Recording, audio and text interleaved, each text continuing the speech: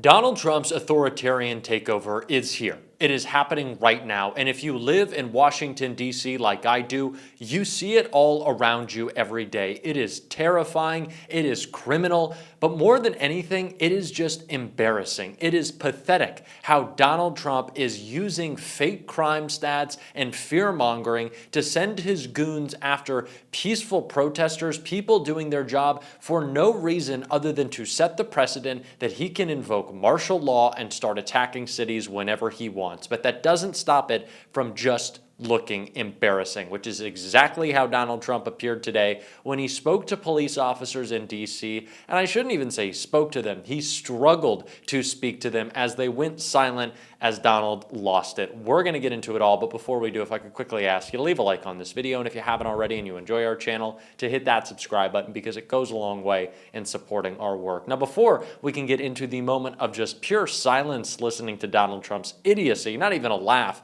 out of the cops, I want to start with how Trump began speaking about restaurants. Actually, but we've had a great period of time, but I've never received so many phone calls thanking me for what we've done in Washington, D.C. from people that haven't gone to a restaurant literally in 4 years. And they said, you know, what you've done it's unprecedented, because what they said it was just unsafe. We couldn't do it. We'd go out and you'd see the stories, you'd read the stories, you'd see all of the things that are happening. And they said we couldn't stand it, sir. And now I take my wife and my kids to dinner. One of them said he's gone out 4 nights in a row, and he hadn't gone out for 4 years. So it's a great tribute to you. And when I look at you people, I understand why, because there's no games, right? We're not playing games. We're going to make it safe. I first have to start by pointing out the very obvious fact that this is a lie. Donald Trump is lying. He says that restaurants have reopened this week. Like somehow after 2 days, people were able to gather a staff and get things rolling and the kitchen popping and build out all they need. Like, it just doesn't make any sense. But in fact, restaurant traffic, of course, it's not even up. It's not even middling out. It's down 40% because people are terrified of going outside because Donald Trump's goons will stop you, pull you over, kidnap you. And it's even more than that. There are pretend ICE agents out there who, much like the real ICE agents or much like the real Trump thugs, won't identify themselves. And so more than anything, people are just worried about being kidnapped by someone who doesn't work for Donald Trump. That is the terrifying police state that he has created. But it's all good for Donald Trump because he's focused on the grass. Yes, just take a listen. And they're all coming in, and people are now coming in. They're making reservations to come in, and they want to be in Washington, D.C. One of the things we're going to be redoing is your parks. I'm very good at grass because I have a lot of golf courses all over the place. I know more about grass than any human being, I think, anywhere in the world. And we're going to be regrassing all of your parks, all brand new sprinkler systems, the best that you can buy, just like Augusta. No, it'll look like Augusta. It'll look like, more importantly, Trump National Golf Club. That's even better. But we're going to have all brand new, beautiful grass. You know, like everything else, grass has a life. Do you know that? Grass has a life. You know, we have a life and grass has a life. And the grass here died about 40 years ago. So we're going to be rebuilding all of your parks, and it's going to happen fast. It's going to go up like a miracle. So anyone who wants to tell you this is about safety, listen to Donald Trump talk about his takeover in D.C. He doesn't talk about safety. Sure, he blathers on and tells ridiculous stories of events that aren't happening as he fearmongers, but what he's most focused on is like the decorating. That has been this Trump term. He's focused on his plane. He's focused on portraits. He wants to rename bodies of water. He wants to put gaudy, ugly gold in the Oval Office and redo the grass so it looks like Augusta National. Like, what is he even talking about? He doesn't know. He's lost it. And you can see it in this weird personal rant that he goes on while everyone just stays completely silent. And then after that, we'll check out a clip of him just struggling to talk. Todd Blanche, who's been with me so long, and he's one of the best lawyers you'll ever find. And we're having a lot of victories. I had a victory today. You know, they stole $550 million from me with a fake case, and it was overturned. They said this was a fake case. It's a terrible thing, but that's a nice victory, you know. I mean, it's not bad. You know, we all have our limits, but this was a terrible thing that done. It was a witch hunt, and I've had more witch hunts than any human being, I think, in history. And here we are with the president of the United States. So it didn't work out too well for them, but maybe now it's turned a little bit. These are very dishonest people. We have to fight. We have to win because we have to win. And you people are winners. And I just think it's such an honor to be with you. And we're going to make Washington, D.C. great again. We're making our country great again. The country is very close to being great. When they say it's the hottest country in the world, they mean it.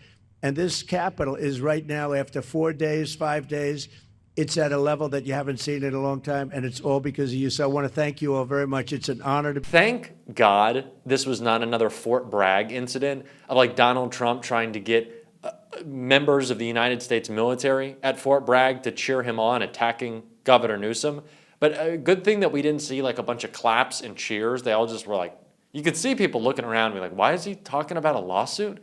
Right now, isn't this supposed to be about fighting crime, which is not. It's about Donald Trump's crimes. But everyone's just confused, because why wouldn't they be? A rambling, incoherent, cognitively declining, sundowning man is losing it before their very eyes. And it's not just on the issues around D.C. or his own petty personal politics. It's what Donald Trump was talking about with energy right here. Back into the grid. So all of these big factories that are being built are building their own electric plants fired by oil and gas. They're not fired by wind, by the way, because wind doesn't work, but we won't say that. It destroys everything. It looks terrible. It's a very expensive form of energy. And we're not doing wind. We're going back to fossil fuel. I hope not too many of you people are going to be upset, but we have to go back to what works. We can't be foolish. They're fired? Not by wind, but by oil. He doesn't know. For the guy who spent so much time talking about the liquid gold, and I hate those windmills, they will cause bird cancer. It's like you would think he might have some conception of how energy works and that he's made it, 10, 15% more expensive.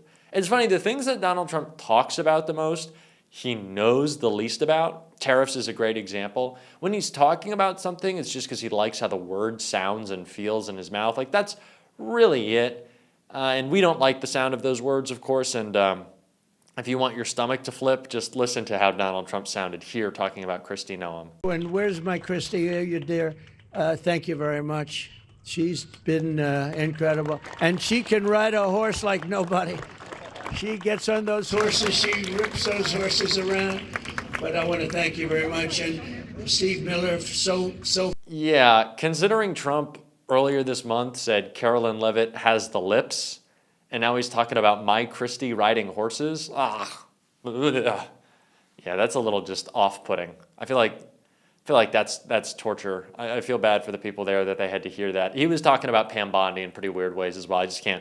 I can't put you guys through that. That's too much to listen to.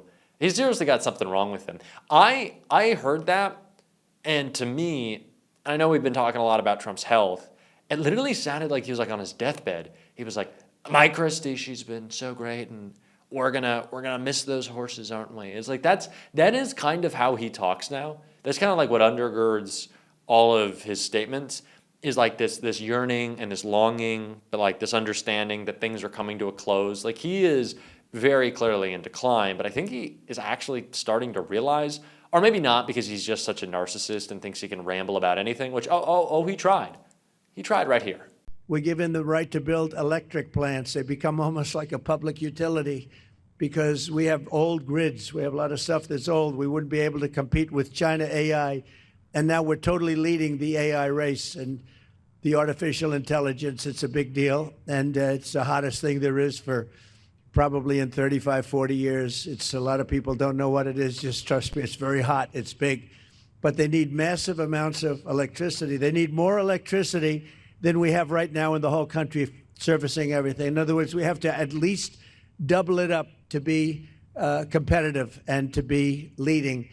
You just don't find people who can talk so stupidly about so many topics. It's impressive. The breadth of topics that Trump can sound like an absolute idiot on. It's wide.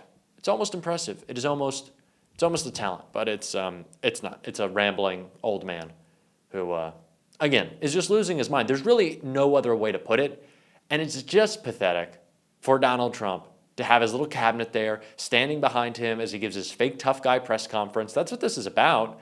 They know Trump looks weak, and they know when Congress is back in session and it's Epstein files time, he's going to look even weaker running away from that fight.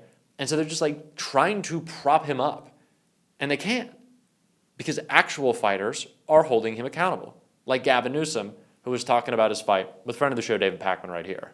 And so I'm curious to hear from you. I mean, would your preference be that we do away with all of this stuff, but that's simply not where we find ourselves? Yeah, not only is it a preference, it's in the legislation. It's actually going to be on the ballot. We're going to affirm California's support for national independent redistricting. That is going to be on the ballot. That is what the legislature is currently voting on and will be on the November 4th ballot in California. So we absolutely agree with that framework. But it's to your point, this notion of unilaterally disarming, holding a candlelight vigil, talking about the way the world should be. If you're going up against an opponent that is not playing by the rules, that's cheating, it's malpractice not to do something about that. It's dangerous, as in this case, because you're quite literally putting the rule of law and you're substituting the rule of Don. You're quite literally eliminating a co-equal branch of government because this rigging is not going to be limited to Texas. They'll continue to roll up other states. And at least we're asserting ourselves, not just with moral authority, not just talking about the way the world should be, but with formal authority, the size of 21 state populations combined, California. And so we can actually punch back. We can neutralize what Texas appears to be doing as we speak, likely to be advanced this evening and tomorrow. And we can do so in a very democratic way, a very different way than Greg Abbott and Donald Trump are doing it. I said this on Twitter today. A lot of people have been talking about Gavin Newsom. My take was he's not a fighter, he's a killer. Like, that's what we need as Democrats. A fighter is someone who will, like, here's my press conference, and I'm going to be emphatic. But actual action, Gavin Newsom's getting things done. J.B. Pritzker, Kathy Hochul, Wes Moore, we're waiting on you, all right? As it stands now, with the gerrymander that's happened in Texas, that's going to happen in Ohio, in Indiana, in Florida, Democrats are set up to lose 8 seats right now. 8. So I'd like to see a little stepping up. Gavin Newsom did his part. Please do yours.